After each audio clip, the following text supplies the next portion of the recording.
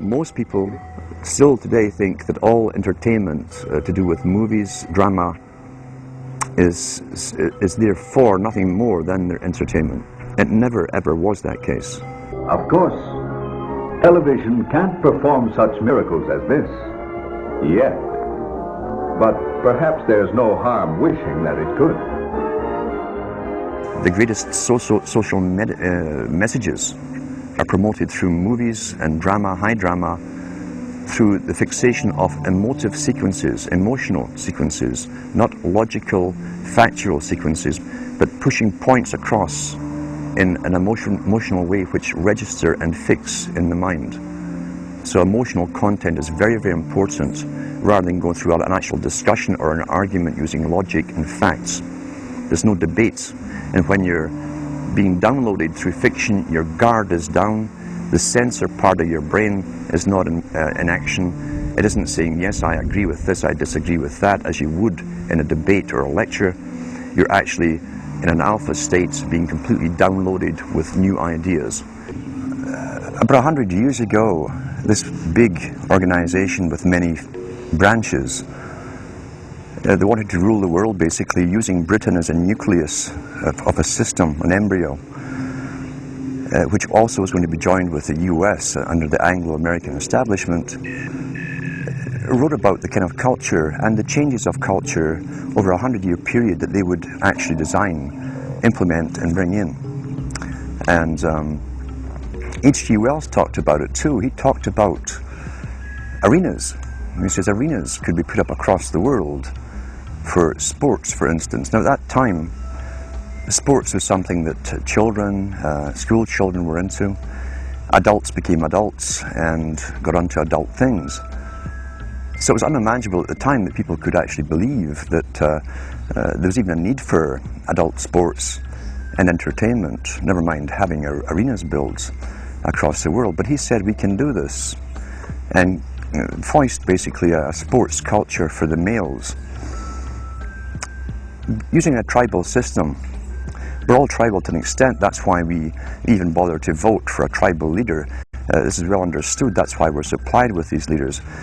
And because the average man was to become more disengaged from his own destiny as the expert class arose, it was decided that the males would get their outlet basically,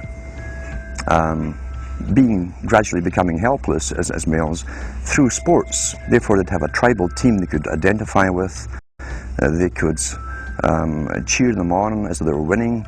In their own personal lives they were getting nowhere, they were getting disenfranchised in a sense as experts took over decision making for them in all kinds of fields. So this was psychology at use, planned before they even implemented the sports.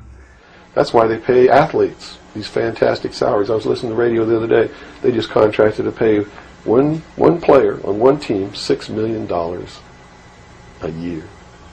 Can you believe this? And why is that? It's the Roman circus. What does the emperor do when the people become restive, and when the people are asking questions, and when the people don't like the policies of the emperor? He sends them to the circus. He creates a circus. He builds a giant coliseum. And he begins to throw the Christians to the lions. And he has great chariot races and football games and basketball games, all to keep the idiots preoccupied with things that don't mean anything in the scheme of the entire world, so that they don't have the time to learn what the truth is, so they don't ever get smart enough to learn how they're being manipulated, so they don't ever question the emperor. That's why they pay a player on a football team or a baseball team $1 million or $2 million or $3 million a year. It is the Roman circus. I know men who don't know anything in the world except who plays third base for the Mets, and they think that's a great accomplishment. And they meet and pat each other on the back and bond and go have cocktails and talk about what this guy that plays third base for the Mets did in last night's game. It's sad. It's really sad. When radio came along, of course, they used that to the maximum.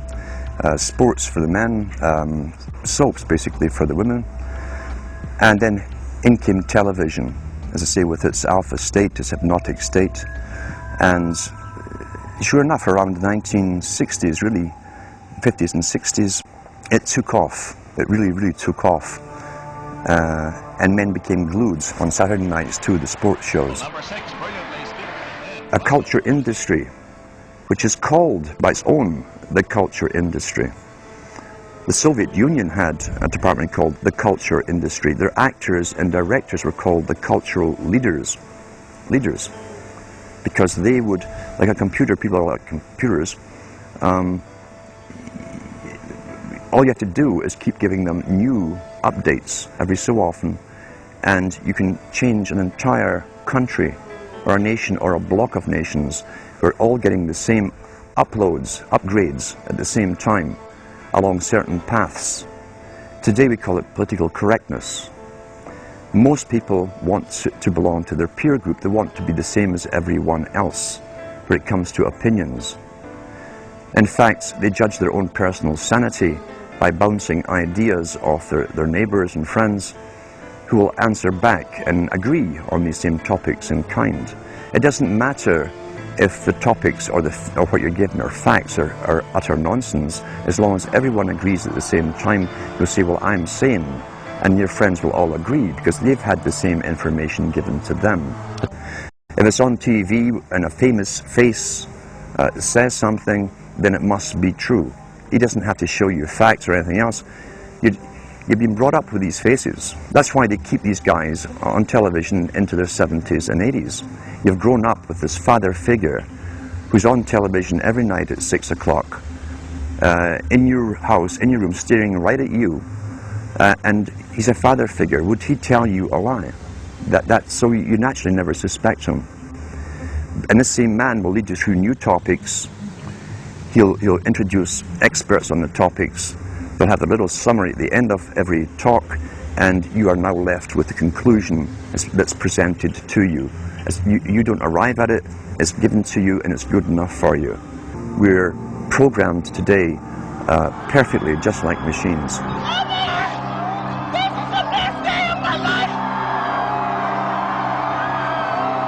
We tie this in with the Brzezinski. Brzezinski said in 2 Ages. Now this guy was way up with the NSA. He's a master geopolitician.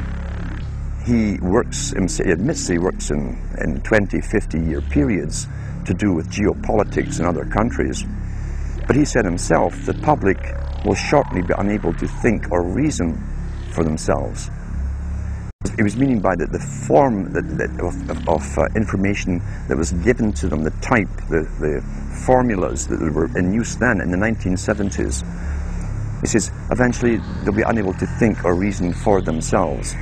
And eventually, he said, they will expect the media to do all their thinking and reasoning for them. Well, that's happened today. That's why people today can't think outside of the programming from television.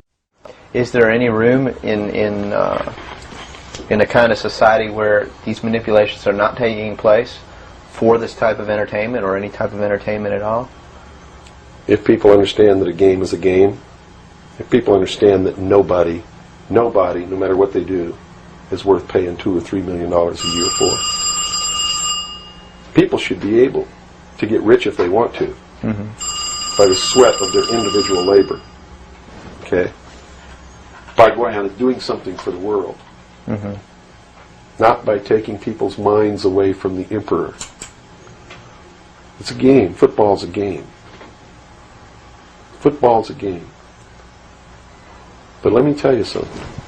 When 150 of the most powerful men and women in the world can meet in secret in Baden-Baden, Germany, and plot the fate of billions, and nobody even cares about it, but 6 football players go to lunch together, and it's in the headlines across the country, you have a reflection of the society in which that exists.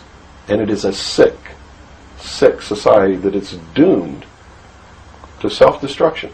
So based on that scenario, there's some truth into what these men are looking at. Absolutely, and that's what makes me so sick, is that I'm trying to wake up a people who on a daily basis are proving the ones that I'm warning them about to be right. Mm-hmm. Well, so that even though a minority, there are people out there that you recognize are awake to this, if they don't do something about it, they will lose that ability to be free in that way. That's correct. Whether they might think, well, I don't need to worry about it because I know what I know and I'm fine. That's it doesn't right. work that way. There's a connection here to everything. That is correct. That is absolutely correct. A nation of people who are willing to send their sons and daughters that they profess that they love to a foreign country to die, and they use the excuse to themselves that they're sending them off to defend our country, and they know damn well that's a lie, are doomed. This is a scientific dictatorship which Bertrand Russell said, and the Huxleys said, both Aldous and Julian Huxley said they would bring in the scientifically controlled society.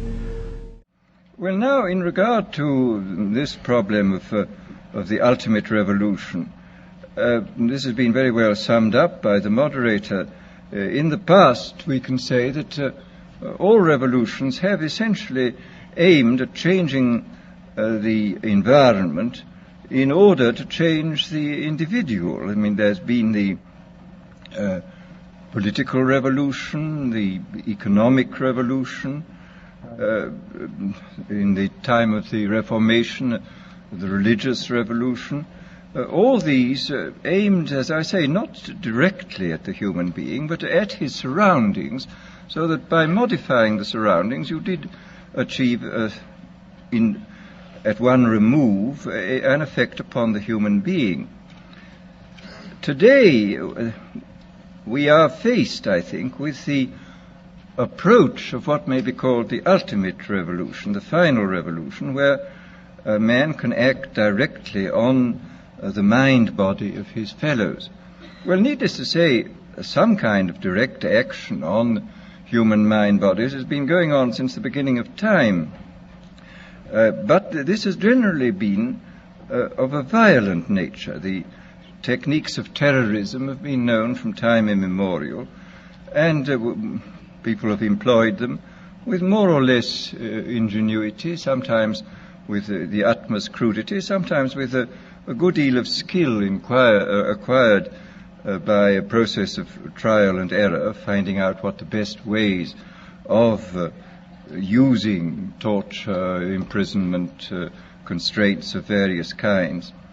Well, it seems to me that the nature of the ultimate revolution with which we are now faced is precisely this, that we are in process of developing a whole series of techniques which will enable the controlling oligarchy, who have always existed and presumably always will exist, to get people actually to love their servitude. This is seems to me the ultimate in malevolent revolution, shall we say.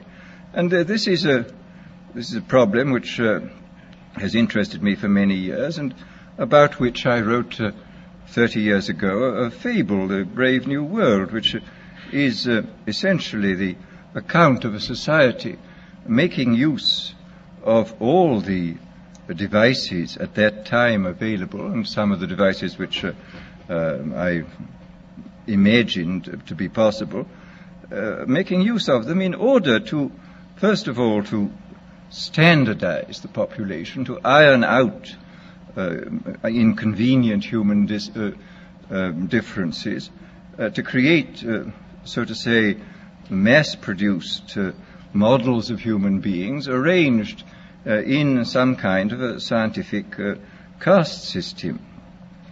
A number of techniques about which I talked seem to be here already, and that there seems to be a general movement in the direction of this kind of ultimate revolution, this method of control by which people can be made to enjoy a state of affairs which by any decent standard, they ought not to enjoy.